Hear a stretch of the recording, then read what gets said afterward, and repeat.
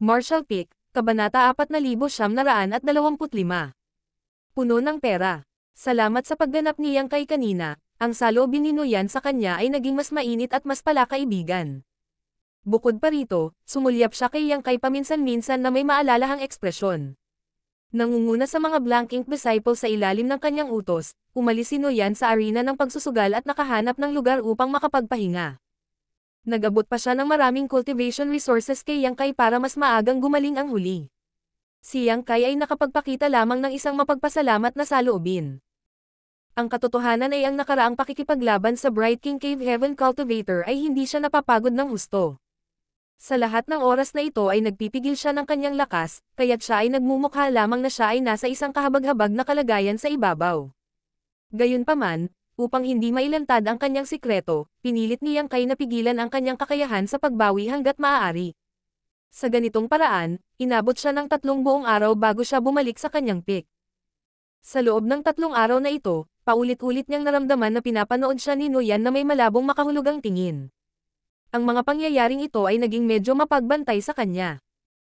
Iniisip pa niya kung hindi niya sinasadyang nabunyag ang kanyang mga sikreto at naging dahilan upang maghinala si Nuyan sa kanya. Gayunpaman, sa maingat na pagsasaalang-alang, natanto niyang kay na ang kanyang mga alalahanin ay hindi nararapat. Hindi siya nagkamali, kaya walang naisip si Nuyan. Gayunpaman, hindi niya maintindihan ang iniisip ni Nuyan. Nang imulat ni Yang Kai ang kanyang mga mata sa 2 araw, halatang matagal nang naghihintay si Nuyan. Agad na dama po ang tingin ni Nuyan sa kanyang direksyon, at tinawag niya. A1. Tumayo si Yang Kai at ikinulong ang kanyang kamao. Paano kita matutulungan, Master?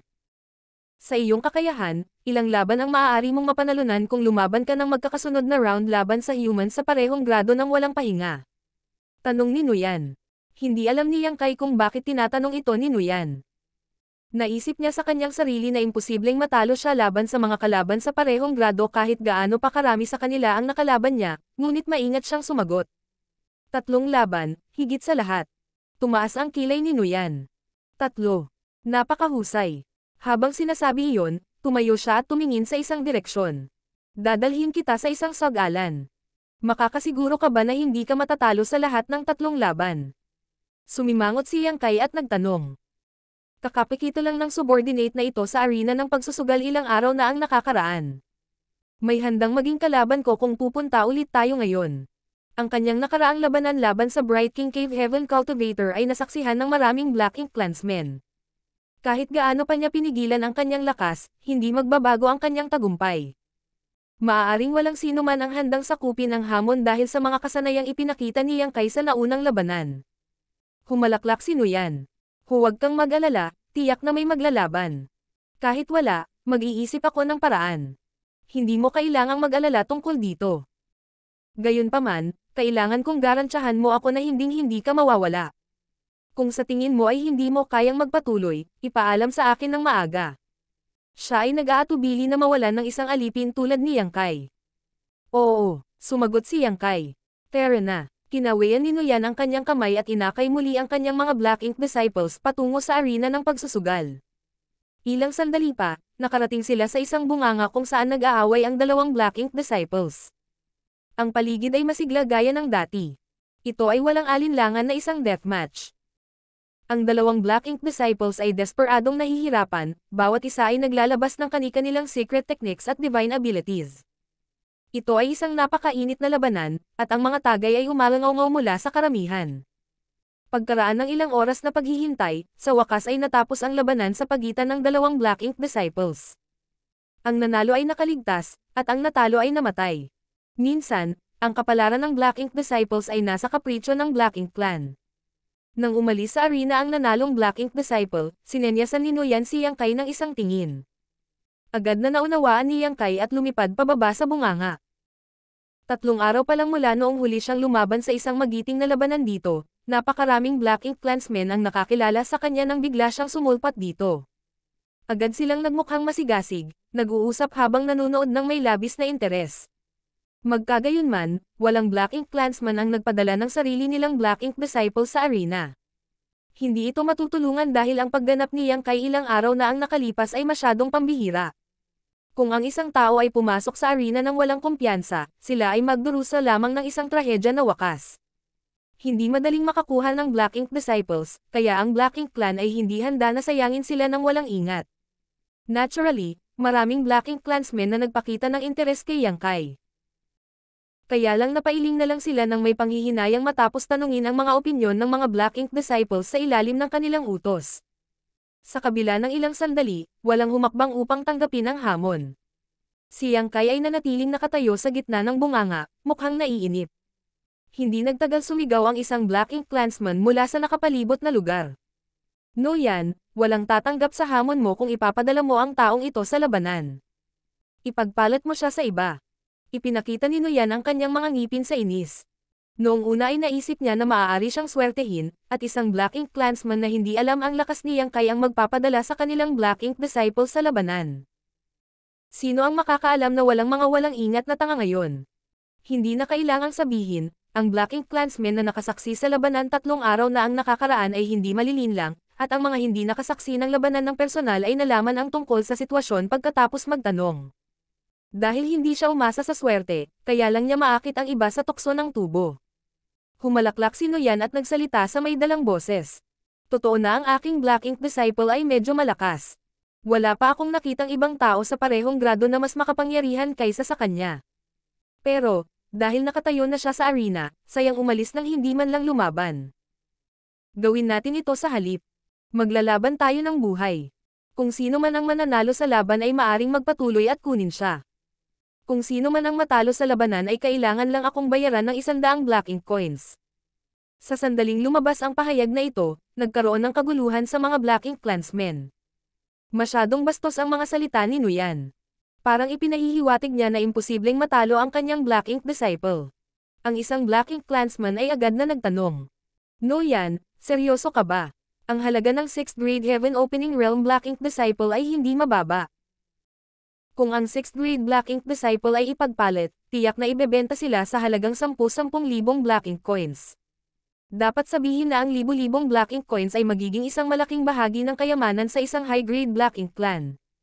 Natalo man sila, hindi naman masyadong mataas ang kabayaran. Hindi rin magkakaroon ng anumang kamatayan dahil ito ay isang labanan sa buhay. Sa madaling salita, hindi nila kailangang mag-alala tungkol sa pagkamatay ng kanilang mga Black Ink Disciples at kailangan lang magbayad ng 100 Black Ink coins. Ito ay 100 Black Ink coins lamang. Sinong hindi makakabili ng ganyan? Kahit na ang low-grade Black Ink Clansmen ay maaaring maglabas ng 100 Black Ink coins sa kalooban. Tumango si Noyan. Siyempre, seryoso ako. Iyan ay isang bagay na inihayag ko sa publiko, kaya paano ko babalikan ang aking mga salita? Nang marinig ang mga salitang iyon, agad na nabalisa ang Black Ink Clansmen at ipinadala ang mga Black Ink Disciples sa ilalim ng kanilang command sa arena. 12 ng mga Black Ink Disciples ang agad na umihip at napadpad sa loob ng bunganga. Noong una, si Yang Kai ay nag-iisang nakatayo sa arena ng pagsusugal, ngayon, 12 ng mga numero ang naruroon. Humalaklak si Noyan. May balak ka bang makipag-grupo sa akin? Kung ganoon, aaminin ko ang pagkatalo ko. Marami sa Black Ink Clansmen ang nagtinginan sa isa't isa. Walang gustong hayaan ang kanilang mga Black Ink Disciples na magretiro sa labanang ito. Ito ay isang magandang pagkakataon pagkatapos ng lahat. Sa makatuwid, hinintay nilang lahat na bawiin ng iba ang kanilang mga Black Ink Disciples mula sa larangan ng digmaan. Pagkatapos ng isang panahon ng pagkapatas, si Noyan ay nagmungkahi. Gawin natin ito. Hihilingin ko sa aking Black Ink Disciple na random na pumili ng isang kalaban. Kung sino ang pipiliin niya ay magiging kalaban sa labanang ito, kaya hindi na kailangang makipagtalo sa usaping ito. Ano sa tingin mo? Ang mungkahing ito ay natural na nakatanggap ng nagkakaisang pag-aproba mula sa lahat, kaya tumango sila bilang pagsang-ayon. Noon lang ibinaba ni Noyan ang kanyang ulo para tingnan si Yang Kai.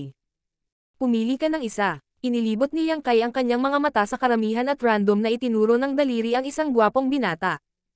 Ikaw. Bahagyang tumango ang binata, at ang iba pang mga Black Ink Disciples ay umalis sa larangan ng digmaan matapos makatanggap ng mga utos mula sa kani-kanilang masters. Hindi nagtagal, tanging si Yang Kai at ang binata ang naiwan sa larangan ng digmaan. Sinabi ni Noyan, kapag handa ka na, maaari kang magsimula anumang oras. Sa sandaling umalangaw-ngaw ang mga salitang iyon, hinampas ni Yang Kai ang kanyang kalaban na parang isang arrow na binitawan mula sa string. Ang kanyang malaking kamay ay umabot habang ang World Force ay umiikot sa kanyang palad. Malinaw na nakita ng binata ang labanan 3 araw na ang nakalipas, kaya alam niya ang lakas ni Yang Kai. Sa sandaling makita niya si Yang Kai na kumikilos, paano siya maglalakas loob na hayaan ang kanyang kalaban na lumapit sa kanya. Agad siyang tumakas papunta sa likod at sabay cast ng secret technique. Ang secret technique ay nagpasabog kay Yang Kai, ngunit si Yang Kai ay hindi umiwas sa pag-atake at sa halip ay nagpakawala ng suntok. Medyo matindi ang labanan. Medyo malakas ang binata. Dahil nagmula sa isang cave heaven o paradise, hindi siya isang karaniwang master. Galit na nagpalitan ng suntok ang magkabilang partido, na nagpapahintulot sa Black Ink Clan na tamasahin ang labanan ng may sarap. Para kay Yang Kai, ang ganitong uri ng labanan ay walang espesyal. Kailangan lang niyang ipakita ng katamtaman ang kanyang lakas ng hindi masyadong naglalantad, kaya ang pagsupil sa kanyang kapangyarihan ang talagang pinakamahirap na bahagi. Ang matinding labanan ay tumagal para sa isang insenso, at sa huli, si Yang Kai ay nakahanap ng pagkakataon na suntukin ang binata ng napakalakas na siya ay umubo ng dugo at lumipad palabas. Sa agwat na iyon, hindi itinaguyod ni Yang Kai ang tagumpay at tahimik na nakatayo sa pwesto. Ilang sandali pa ay napabuntong hininga ang binata bago niya kinuyam ang kamao at lumipad na walang salita. Napangiti ang mga sulok ng bibig ni Noyan sa nakita. Matapos matanggap ang 100 Black Ink coins mula sa master ng Black Ink Disciple kanina, sinulyapan niya si Yang Kai ng may pagtatanong, kung saan bahagyang tumanggaw si Yang Kai bilang tugon. Nang makita iyon, biglang naging kumpiyansa si Noyan at sumigaw. Ang mga patakaran para sa susunod na labanan ay mananatiling pareho, ngunit ang matatalo ay kailangang magbayad sa akin ng 500 Black Ink coins. Maraming Black Ink clansmen ang natigilan. Sa pangkalahatan, ang Black Ink Disciples ay kailangang magpahinga pagkatapos ng bawat laban. Hindi karaniwan sa kanila ang magkasunod na labanan. Siyempre, nangyari ito 1 beses 3 araw na ang nakalipas, ang resulta ay ang Black Ink Disciple nilang Ya mula sa Bright King Cave Heaven na inagaw ni Noyan. Ang lakas ng mga Black Ink Disciples sa parehong grado ay hindi gaanong nag-iba, kaya napakahirap para sa kanila na pasanin ang patuloy na mga laban. Sa makatuwid, ang pagsasanay ni Noyan ay walang alinlangan na walang ingat. Maaaring tumaas ang bilang ng Black Ink coins mula 100 hanggang 500, ngunit nasa loob pa rin ito ng katanggap-tanggap na saklaw. Ang 500 Black Ink coins ay hindi masyadong marami. Hindi pa banggitin, ang kanyang Black Ink Disciple ay nakalaban na minsan, kaya malamang nahangina na ang kanyang lakas sa ngayon. Ang pagkamangha ng Black Ink Clan ay tumagal lamang ng ilang sandali. Kasunod nito, 1 dosina o higit pang mga Black Ink Disciples ang lumipad pababa at muling tumayo sa harap ni Yang Kai. Hindi alam ni Yang Kai kung tatawa o iiyak. Sa puntong ito, paanong hindi niya malalaman ang pinaplano ni Noyan? Talagang tinuturing siya ni Noyan bilang isang puno ng pera.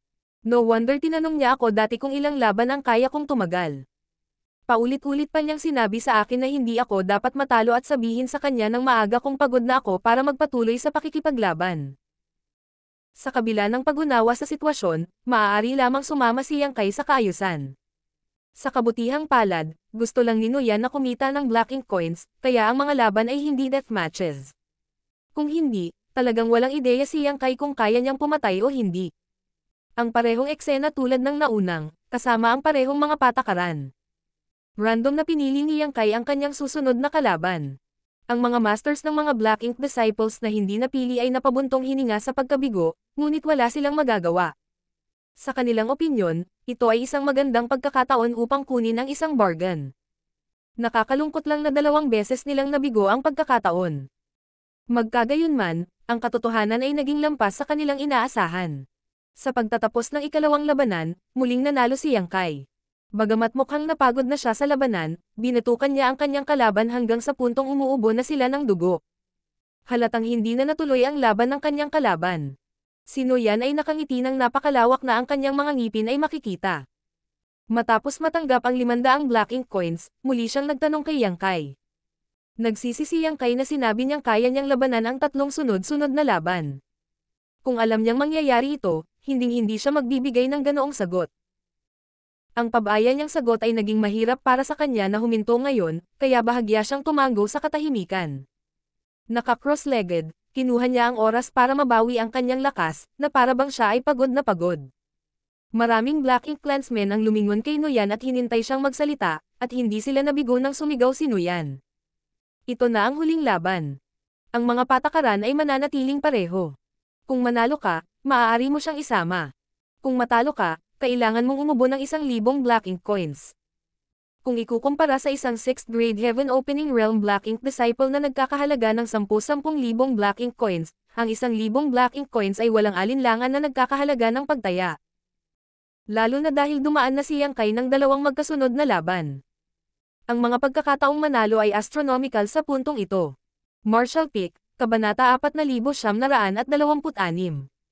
Black Ink Nest. Bago magsimula ang ikatlong laban, nagsimulang mag-away ang Black Ink clansmen sa kanilang mga sarili. Napanood na nila ang nakaraang dalawang magkasunod na laban. Kapansin-pansin, nasugatan si Yang Kai sa ikalawang laban kaya tiyak na nabawasan ng husto ang kanyang lakas. Sa mata ng Black Ink Clan, imposibleng manalo siya sa ikatlong laban. Ang laban na ito ay magiging isang malaking pagkakataon, kaya walang sino man ang gustong umatras.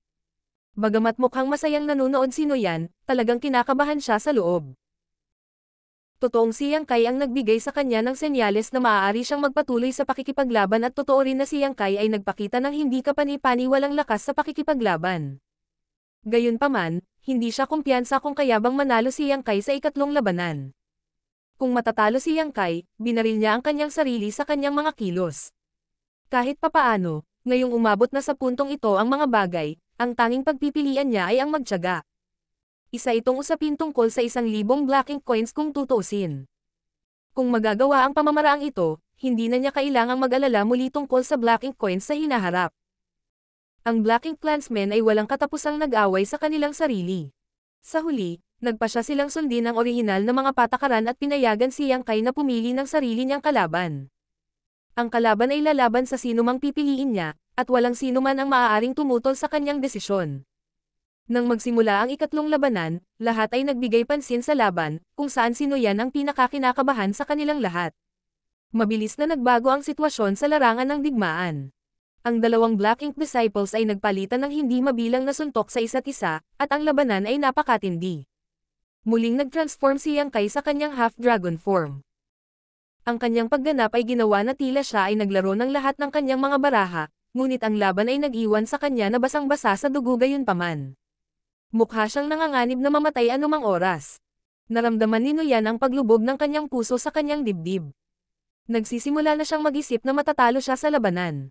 Sa kabilang banda, nabuhayan ng loob ang panig ng kalaban dahil halos makita na niya ang eksena kung saan nakakuha siya ng bago at makapangyarihang Black Ink Disciple. Gayunpaman, ang mga aksidente ay palaging nangyayari ng hindi inaasahan. Ang kalaban ay malinaw na humahawak sa itaas na kamay sa labanan, ngunit nakaranas siya ng biglaang pagliko ng mga pangyayari. Sa kabila ng katotohanan na si Yang Kai ay lumalaban para sa tatlong magkakasunod na laban at mukhang isang kahabag-habag na gulo bilang isang resulta, ang kanyang mga pag-atake ay naging mas agresibo habang siya ay itinulak sa isang sulok. Nang bumagsak ang kalaban mula sa langit at bumagsak sa lupa na walang malay, tumahimik ang buong arena ng pagsusugal. Bumagsak din si Yang Kai mula sa langit sa parehong oras, ngunit nagawa niyang manatili sa kanyang mga paa sa huling sandali. Kasing puti ng kumot ang kanyang kutis. Nanalo tayo. Sigaw ni D4 mula sa tabi ni Nuyan. Sumambulat din si Nuyan sa masasayang pagtawa, sa wakas ay nakaka-relax ang kanyang tensyon. Ang kabilang partido ay nag-abot ng isang space ring. Kinuha ni Nuyan ang space ring at tiningnan ang halaga. Matapos kumpirmahin na mayroon ng 1,000 Black Ink coins, ngumiti siya at sinabing, "Ang aking paggalang." Walang pakialam ang ekspresyon ng Black Ink clansman. Ang pagkawala ng 1,000 Black Ink coins ay maaaring bahagyang sumakit, ngunit ang pinsala ay hindi malaki. Bahagyang tumango siya bilang tugon. "Interesado ka ba sa isa pang laban?" Agad umiling si Nuyan.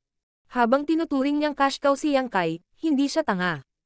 Si Yang Kai ay wala na sa estado para magpatuloy sa pakikipaglaban. Kung makikipaglaban pa siya, tiyak na matatalo siya. Paano kaya pumayag si Nuyan sa naturang panukala? Idinagdag ng Black Ink clansman. 2,000 Black Ink coins.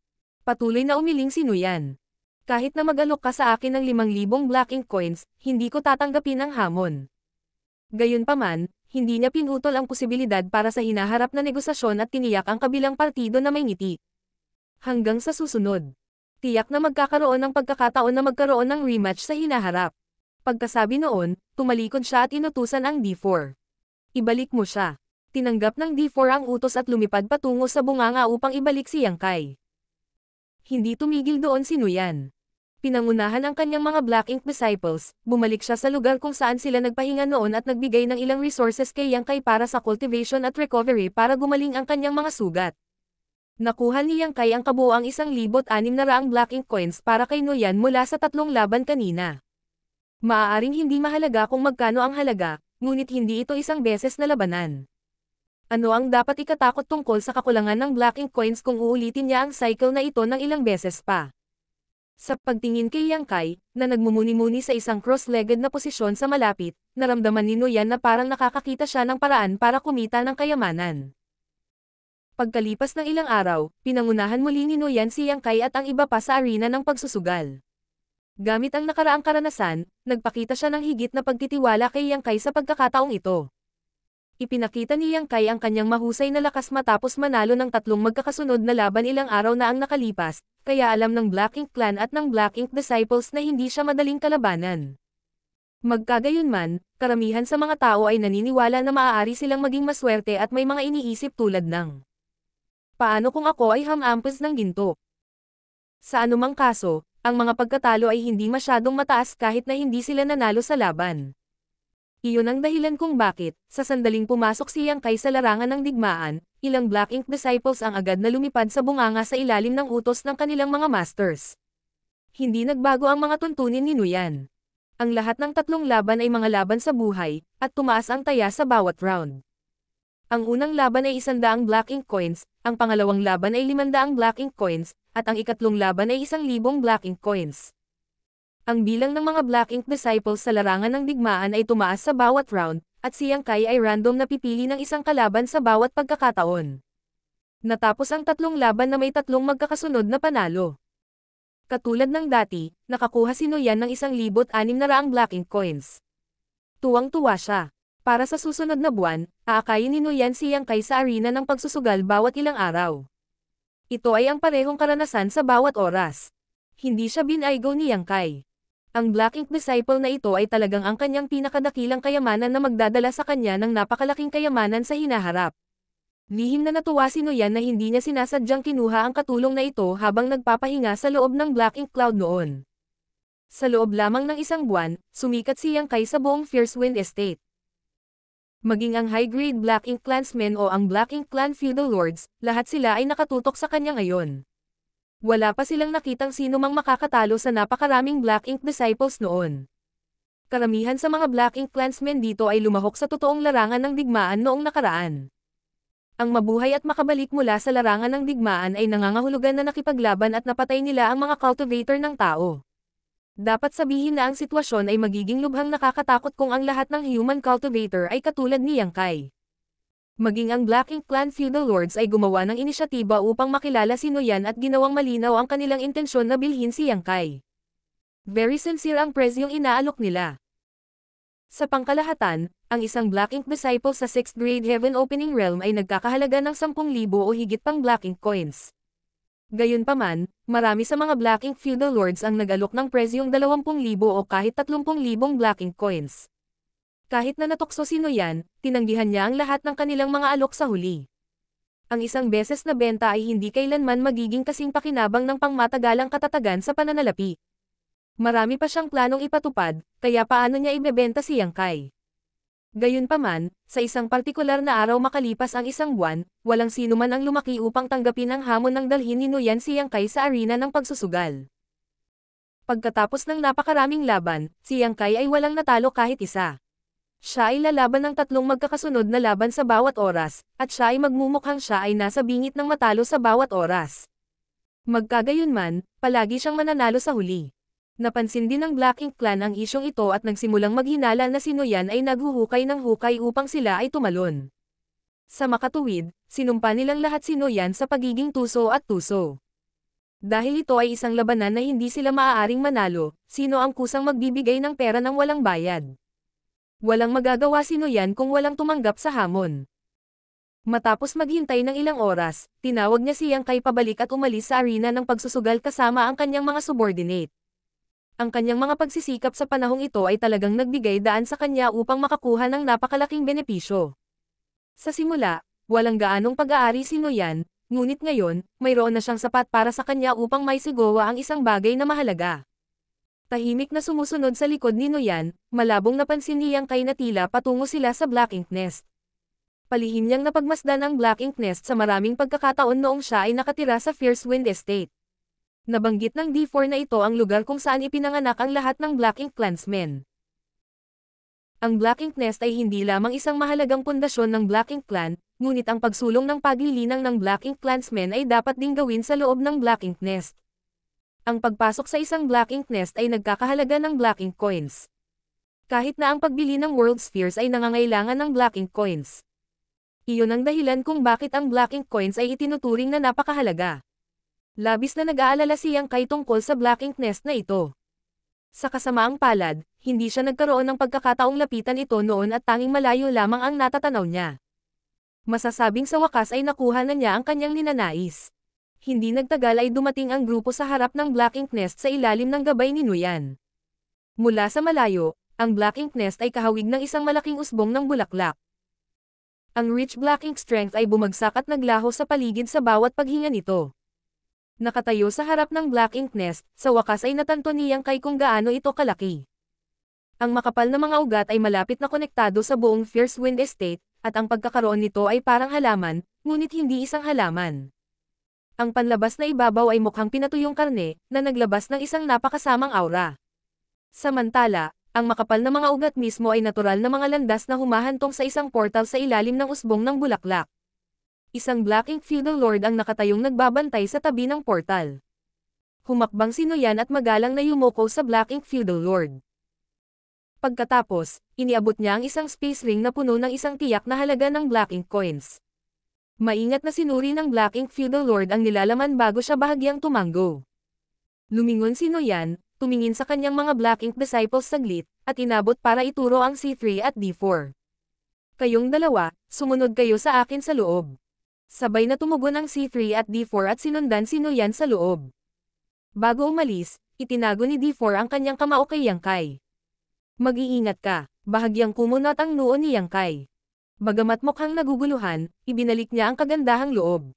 Hindi nagtagal at naalis ni Noyan ang C3 at D4 sa paningin ni Yang Kai. Si Yang Kai, B2, at A5 ay lumipat sa gilid at tahimik na naghintay.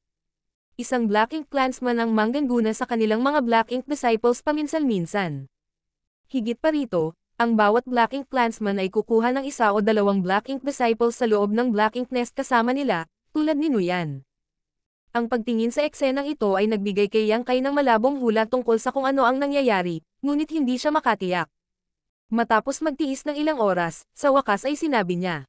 Pinaplano ba ni Master na makapasok? Gumastos si Noyan ng maraming Black Ink Coins para makapasok sa Black Ink Nest, kaya kitang-kita na nandito siya para sa isang advancement. Malinaw na si Yang Kai ay lubos na pinahahalagahan ni Noyan, kaya ang iba pang mga Black Ink disciples ay naging medyo palakaibigan sa kanya kamakailan. Nang marinig ang tanong, tumanggo si B2 bilang tugon. Tama. Pangalawang beses na ito. Natigilan si Yang Kai. Mabibigo ba ang isang Black Ink clansman sa kanyang pagsulong? Sumagot si B2. Siyempre may posibilidad na mabaigo. Kung ang tagumpay ay ginagarantiyahan sa bawat pagtatangka, kung gayon si Master ay isa ng Black Ink Feudal Lord sa ngayon. Ang mga kahihinatnan na kinakaharap nila kung mabaigo sila sa kanilang pambihirang tagumpay ay hindi partikular na seryoso. Ibang-iba sila sa atin. Para sa amin, mas mataas ang aming grado, mas matindi ang mga kahihinatnan na aming nararanasan kung mabibigo kami sa isang tagumpay na pagtatangka. Baka mamatay pa tayo. Sa kabaligtaran, hihina lamang sila sa loob ng ilang oras sa pinakamaraming panahon.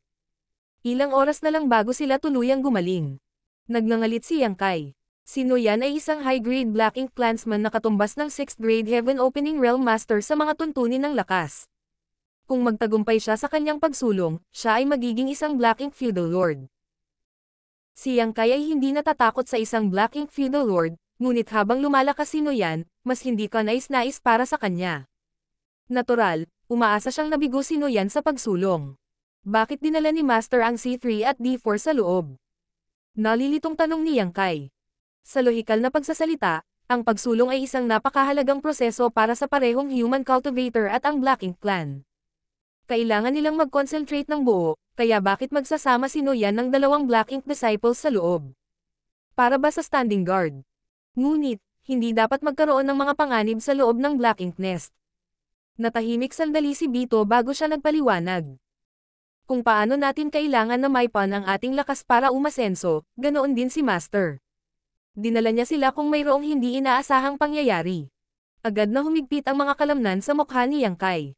Maaaring hindi malinaw ang paliwanag ni Bito, ngunit paanong hindi maintindihan ni Yang Kai ang kahulugan sa likod ng mga salitang iyon. Malinaw na ang C3 at D4 ay itinuturing na mga mapagkukunang pang-emergency. Sa isang kurot, maaaring lumunin ni Noyan ang kanilang World Force para tumulong sa kanyang pagsulong. Marshall Peak, Kabanata 4927. Malaking tagumpay. Ito ay hindi lamang Noyan. Mula sa naobserbahan ni Yang Kai ngayon, karamihan sa mga Black Ink clansmen na pumasok sa Black Ink Nest ay magdadala ng isa o dalawang Black Ink disciples. Sa paglipas ng panahon, sino ang nakakaalam kung ilang Black Ink disciples mula sa Cave Heavens and Paradises ang nasawi sa loob ng napakalaking, masamang Black Ink Nest na ito?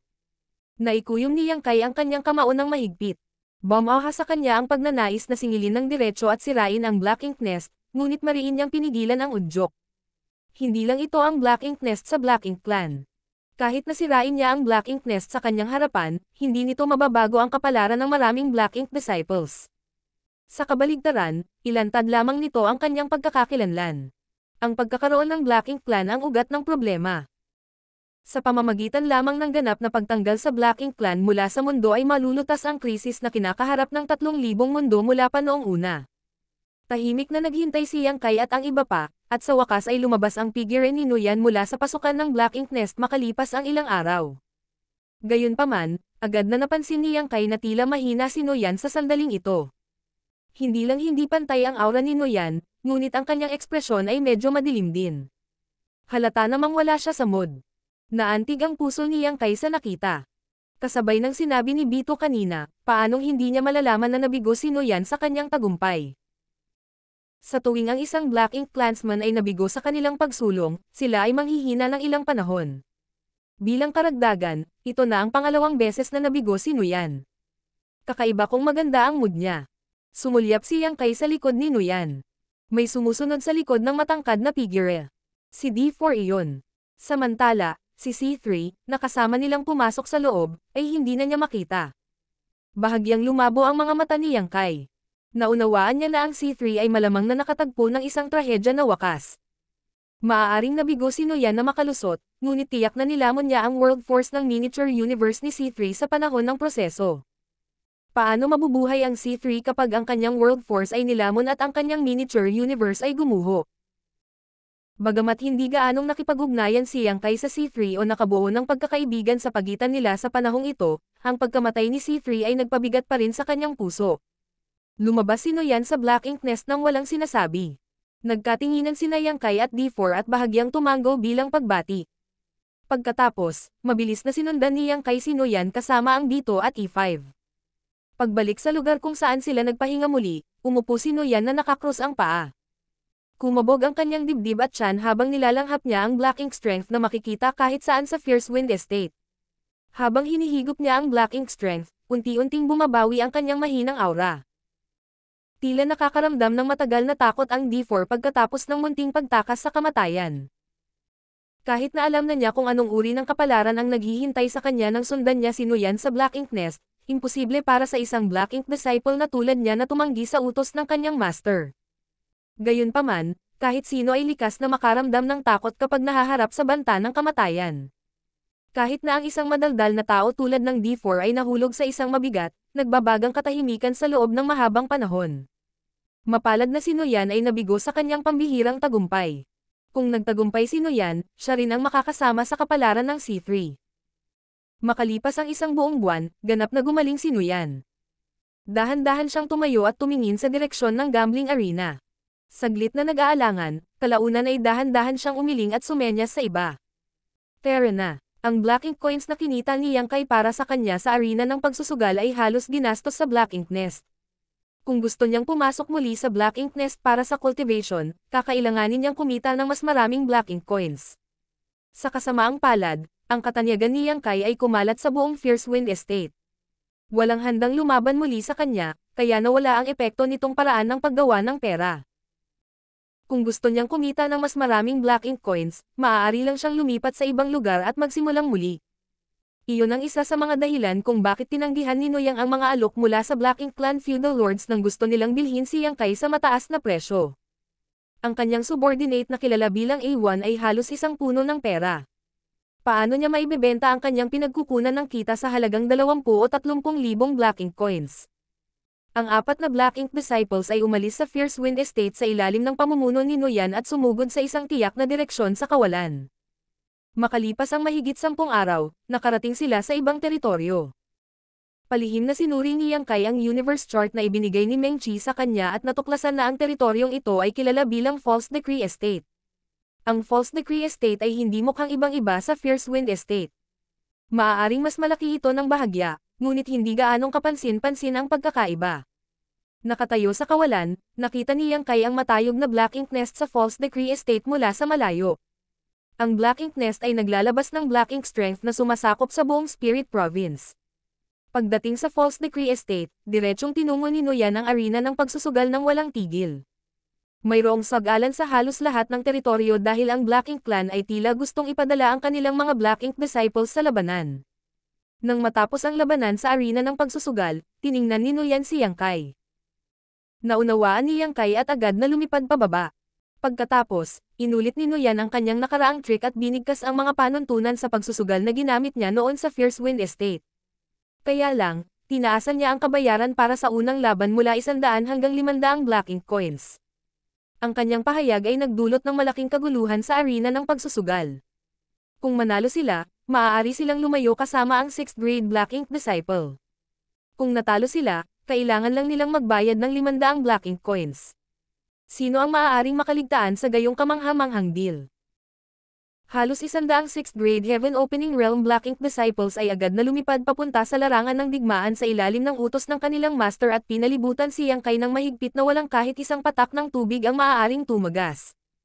Kung ang isang tao ay hindi nakakaalam ng mas mahusay, iisipin nila na ang mga Black Ink disciples na ito ay malapit ng makipaggrupo kay Yang Kai. Matagal nang inaasahan ni Noyan ang sitwasyong ito dahil may katulad na nangyari noon sa Fierce Wind Estate. Sa makatuwid, inilapat niya ang parehong panuntunan at pinahintulutan si Yang Kai na pumili ng sarili niyang kalaban. Ang Black Ink Clan ay natural na walang pagtutol dito. Hindi nag-atubili si Yang Kai at random na pumili ng isang kalaban. Nang makaalis ang iba sa larangan ng digmaan, agad na nagsimula ang laban. Hindi na kailangang sabihin, ang mga resulta ay napunta tulad ng inaasahan. Masayang tinanggap ni Noyan ang 500 Black Ink coins, pagkatapos ay walang ingat niyang inanunsyo na gusto niyang magpatuloy sa pangalawang laban. Ang taya para sa ikalawang laban ay 1,000 Black Ink coins. Ang Black Ink clansmen na nabigong samantalahin ang pagkakataon kanina ay parehong nagulat at natuwa, kaya ipinadala nila muli ang kanilang mga Black Ink disciples sa larangan ng digmaan. Hindi nagtagal ay oras na para sa ikatlong laban. Bukod dito, ang taya para sa ikatlong laban ay nadagdagan sa 2,000 Black Ink coins. Pagkatapos ng tatlong magkakasunod na laban, isang puno ng dugo na si Yang Kai sa wakas ay umatras mula sa labanan. Masayang nakakuha si Noyan ng 3,500 Black Ink coins, na higit sa doble ng kita na natanggap niya sa Fierce Wind Estate. Ang isang labanan dito ay katumbas ng 2 laban pabalik sa Fierce Wind Estate. Ang kahusayan ay tumaas ng malaki. Salamat sa madugong labanan sa unang araw, nakuha ni Yang Kai ang atensyon ng maraming Black Ink clansmen. Maraming tao ang naging interesado sa kanya. Sa katunayan, isang Black Ink feudal lord ang agad na lumapit kay Noyan at nagpahayag ng kanyang intensyon na bilhin si Yang Kai. Hindi na mabilang na beses na tinanggihan ni Noyan ang mga ganoong alok sa Fierce Wind Estate, kaya natural na hindi rin siya papayag dito. Ang Black Ink feudal lords ay maaaring magkaroon ng mas mataas na posisyon kaysa sa kanya, ngunit ang Black Ink Clan ay may sariling mga patakaran. Gaano man kagusto ang isa sa Black Ink disciple ng ibang tao, hindi nila ito mapilit na agawin. Kung hindi, hindi mahawakan ni Noyan si Yang Kai. Pinahintulutan niya si Yang Kai na magpahinga at magpagaling ng ilang araw bago niya ito ibalik sa arena. Makalipas ang isang buwan, lahat ng 6th grade Heaven Opening Realm Black Ink Disciples sa False Decree Estate ay matamang natalo at walang tumanggap muli sa hamon. Si Noyan ay naging nakakagulat na mapagpasyahan. Sa sandaling matuyo ang mga naghahaman, agad niyang pinangunahan si Yang Kai at ang iba papalabas ng False Decree Estate at naglakbay patungo sa susunod na lugar.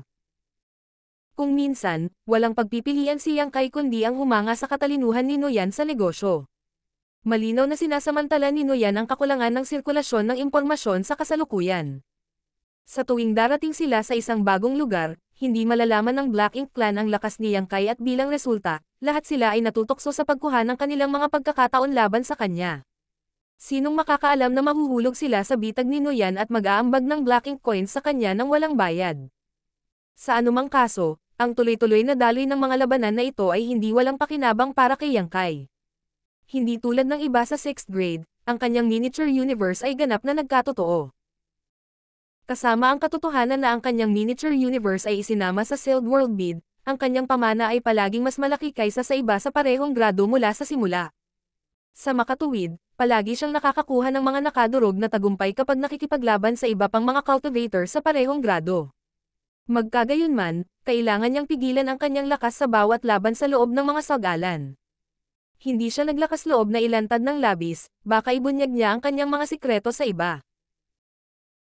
Sa ilalim ng premise na siya ay lumaban habang pinipigilan ang kanyang lakas, ang paulit-ulit na pakikipaglaban sa mga labanan na nagtapos sa mabibigat na pinsala sa magkabilang partido ay may epekto ng pagpapakinas ng kanyang mga diskarte sa pakikipaglaban.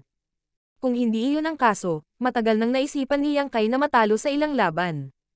Ang pagtrato bilang cash cow ni Noyan ay hindi isang magandang karanasan. Gayunpaman, maaaring hindi mag-iba ang mga bagay kung lumipat siya sa ibang master. Hindi sila nanatili sa alinman sa mga teritoryo ng higit sa 2 buwan. Walang kabuluhan na manatili pa dahil kapag nalaman ng mga tao ang tungkol sa lakas ni Yang Kai at tumigil sa pagtanggap sa hamon, wala nang Black Ink coins na kikitain. Masasabing si Noyan ay nagwalas mula sa isang teritoryo patungo sa susunod na kasama si Yang Kai at ang iba pa. Higit pa rito, nakakuha siya ng malaking kapalaran saan man siya magpunta. Sa bawat 3 laban, kikita siya ng 3,500 Black Ink coins. Kahit 7 hanggang 8 beses lang siya makalaban sa bawat teritoryo, iyon ay kita na 20 hanggang 30,000 Black Ink coins. Isa itong astronomical na halaga para sa isang high-grade Black Ink clansman. Nag-aalala si Yang Kai na susubukan muli ni Noyan ang isang pambihirang tagumpay. Kung nangyari iyon, malalagay sa panganib ang D4, ngunit sa pag-iisip, napagtanto ni Yang Kai na ang dahilan kung bakit dinala ni Noyan ang C3 at D4 sa Black Ink Nest noong huling pagkakataon ay upang maghanda para sa anumang mga emerhensya. Ngayong taglay na ni Noyan ang napakaraming Black Ink coins, maaari na siyang bumili ng ilang World Spheres na gagamitin sa halip na isakripisyo ang isang Black Ink Disciple sa ilalim ng kanyang utos. Sa isang pakikipag-chat sa D4, nalaman ni Yang Kai na kapag nabigo ang isang Black Ink clansman sa kanilang pag-unlad, sa pangkalahatan ay hindi nila piniling subukang muli sa susunod na ilang dekada. Iyon ay dahil ang posibilidad ng tagumpay ay mas mababa. Sa sandaling ganap na naalis ang backlash mula sa kanilang nakaraang kabiguan ay gagawa sila ng isa pang pagtatangka. Ang pagtuklas na ito ay isang malaking ginhawa para kay Yang Kai. Gayunpaman, ang paglipas ng mga araw sa ganitong paraan ay hindi naaayon sa kanyang layunin. Isinakripisyo ni Meng Qi ang kanyang sarili upang ang pagkakaroon ng Void Corridor ay manatiling lihim at si Yang Kai ay makatakas ng buhay. Sa orihinal, dapat na sumugod si Yang Kai sa isa sa mga dakilang pass na binabantayan ng Cave Heavens and Paradises, pagkatapos ay harapin ang Black Ink Clan sa larangan ng digmaan. Hindi siya dapat magpanggap bilang Black Ink Disciple at maging cash cow ng isang Black Ink Clansman. Sa kasamaang palad, si Yang Kai ay hindi nang ahas na kumilos ng walang ingat at matiyagang maghintay. Si Noyan ay isang high-grade Black Ink Clansman, kaya imposible para sa kanya na maiwasan ang larangan ng digmaan magpakailanman. Ngunit, hanggat papasok siya sa larangan ng digmaan, makakahanap si Yang Kai ng pagkakataong makalaya mula sa kanya. Lumipas ang 2 taon sa isang kisap mata. Sa loob ng arena ng pagsusugal, si Yang Kai ay nasa isang malapit na tagmang labanan sa isang 6th grade Black Ink Disciple. Ito na ang ikatlong laban ng araw na iyon. Sa pagkapanalo ng 2 pang laban kanina, nakakuha na siya ng 1,500 Black Ink coins para sa Noyan. Ang kinalabasan ng ikatlong labanan ay kinasasangkutan ng 2,000 Black Ink coins at maging ang kanyang pagmamay-ari, kaya maraming Black Ink clansmen ang natural na binibigyang pansin. Sa labas ng larangan ng digmaan, mahinahong pinanood ni Noyan ang labanan. Bagamat napuno ng dugo si Yang Kai, si Noyan ay hindi nag-alala kahit kaunti. Sa kabaligtaran, masaya siyang nakikipag-chat sa kanyang mga angkan sa tabi niya. Iyon ay dahil palaging may kahabag-habag na hitsura si Yang Kai sa ikatlong laban ng bawat round ng laban. Kahit na para siyang nasa delikadong sitwasyon kung saan maaari siyang talunin anumang oras, lagi siyang nananalo sa huli. Sa simula, si Noyan ay labis na nabalisa sa tuwing nangyari ito. Gayunpaman, nasanay na siya sa paningin pagkatapos ng 2 taon. Gaano man katindi ang pagtanghal ni Yang Kai, malaki ang tiwala niya sa tagumpay ng huli.